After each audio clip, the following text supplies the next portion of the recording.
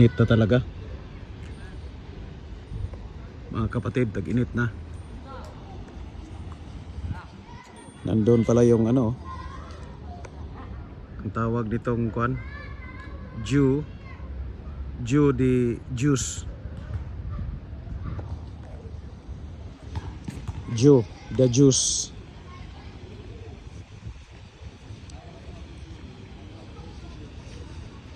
Napadaan ako doon. May mga tao kasing nasa loob.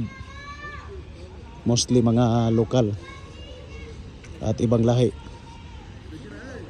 Pero naalala ko tuloy yung Goldilocks sa Pinas. Kumusta na kaya ang Goldilocks sa Pinas?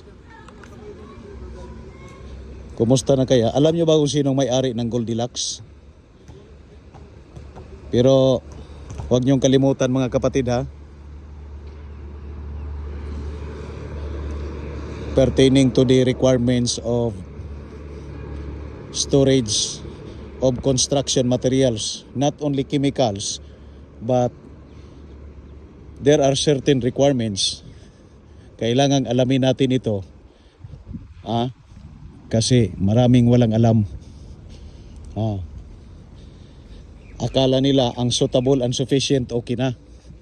But how suitable it is, how sufficient it is, what are the requirements that you have to meet in order to meet that requirements suitable and sufficient? Ito yung bakbakan natin ngayon mga kapatid.